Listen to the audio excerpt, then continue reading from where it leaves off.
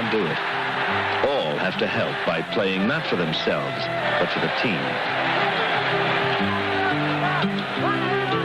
Helping each other, thinking for each other.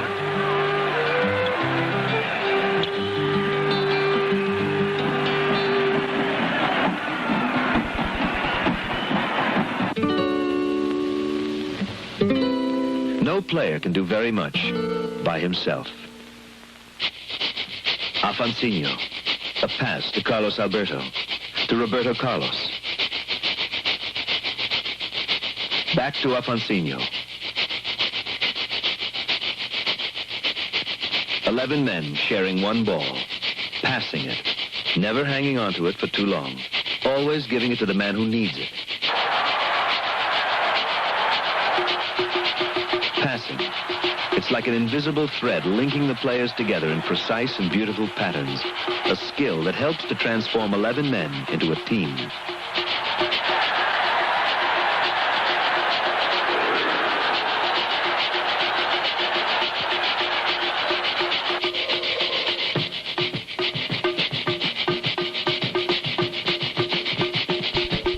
Passing is the art of moving the ball from one player to another.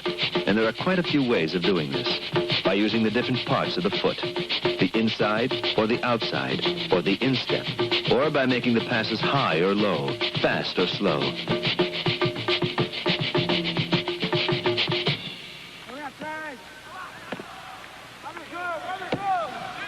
Most passes are made along the ground with the inside of the foot. Hitting the center of the ball with a large flat area of the inside of the foot gives accurate control of the direction of the pass. And passes that don't go where they're supposed to go are worse than no passes. Support foot, pointing where the pass is to go, alongside the ball. Kicking foot, turned outwards with a flat inside area facing forward. Raised about 2 inches off the ground. A short backswing, and the ball is pushed firmly along the ground. Accuracy. That's what inside of the foot passing is all about. Even though the pass does not have the power of the instep kicks, if it's hit just right, the ball will move quickly and will keep rolling over quite long distances. Another type of pass, one that's almost a trademark of Brazilian-style soccer, is made with the outside of the foot, this area here.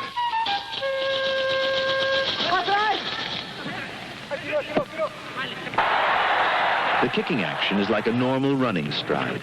The ball is kicked forwards or sideways just before the foot touches the ground.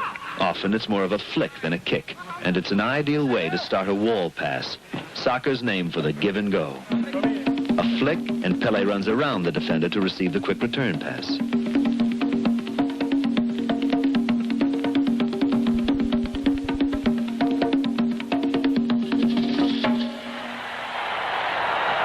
Against Yugoslavia in 1971, in his last game for Brazil, Pelé gets past the defender with a perfect wall pass. This time, Pelé is the wall, and he makes the return pass. Now a wall pass started with an inside of the foot pass. 1, 2, 3. The quick 1, 2, 3 pattern of the wall pass is one way of moving the ball past an opponent. Another way is to chip it over his head.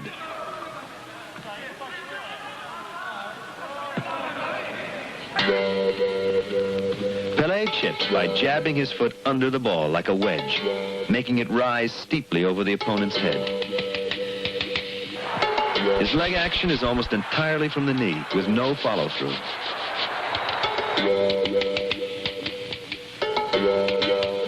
Jab hard.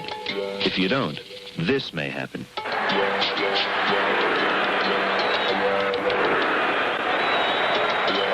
For long high passes, it's the lofted instep kick, with the foot hitting the bottom half of the ball.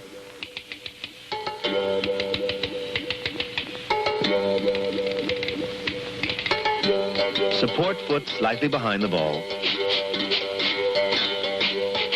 Body leaning back. Full follow-through.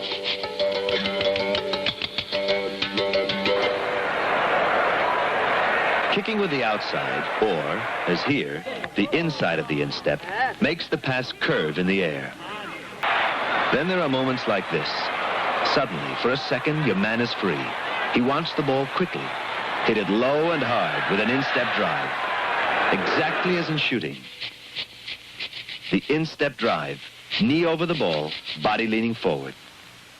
But passing is a lot more than just kicking.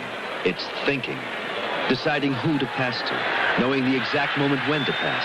And the passer has to make these decisions quickly. If he hesitates, he may find he no longer has the ball.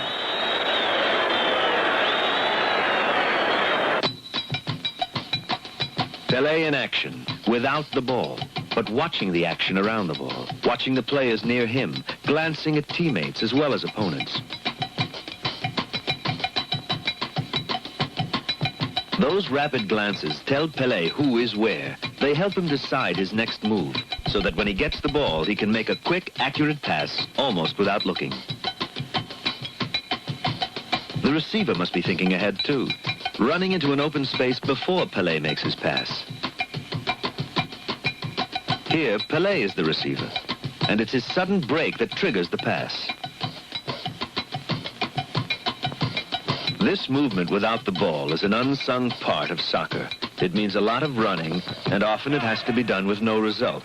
The ball goes to an opponent or is passed to someone else, but it has to be done. Here's Pelé calling for a pass, running for it, but the goalie is there first. That's the receiver's job, to dart into positions where, for a precious second or two, he is free of opponents. Here, Pelé, closely guarded, needs help if he's to pass the ball. If his teammates don't try to break away from their opponents, then he cannot complete a pass because of the danger of interception. But as soon as a receiver breaks clear, Pelé can pass.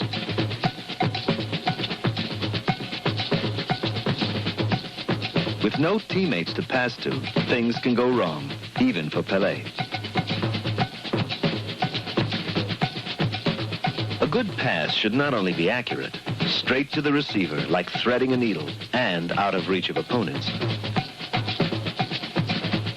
It should arrive at the right speed, be correctly paced so the receiver can control it easily.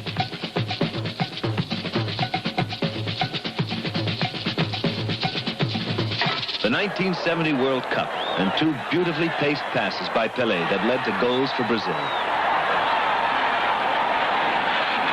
First against England, Pelé, a soft, short pass to Jazimi.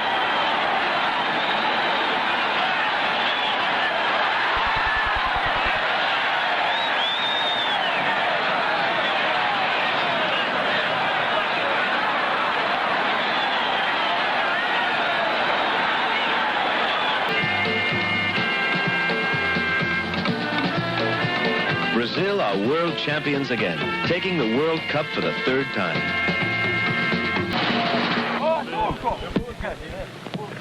The road to the World Cup begins in practice sessions like these. Pass to who you like, but keep the ball away from that man in the middle. This is the way it is in real games. Always an opponent worrying you, running at you, never giving you time.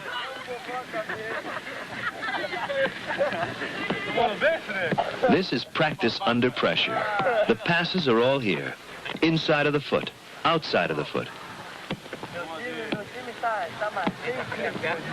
Passes along the ground. Passes in the air. And because of that always hungry man in the middle, they have to be accurate and they have to be properly paced.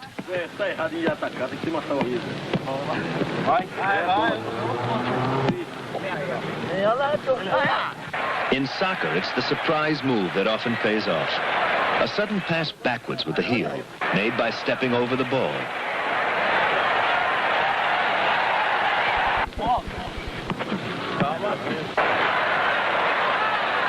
Or the crossover heel pass, made by crossing one leg in front of the other.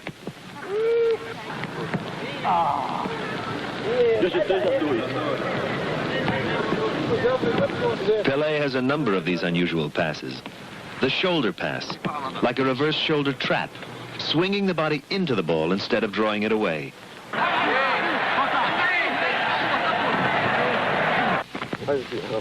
And the thigh pass, striking the ball with the flat front part of the thigh. A little lower, and it's a knee pass. Even the toe can come in useful for a ball that's only just within reach.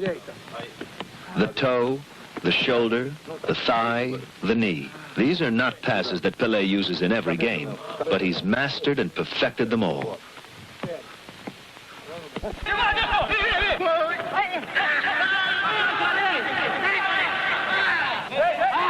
There's a saying, soccer is played with the feet, not the mouth. But don't you believe it. A soccer field is never a quiet place. There are yells of encouragement, shouts of advice, maybe some criticism, warnings, demands for a pass, a constant crackle of signals flashing all over the field.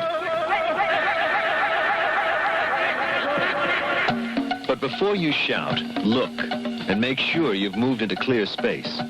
Then the pass can be made with the inside of the foot, the outside, a short chip, a long instep pass,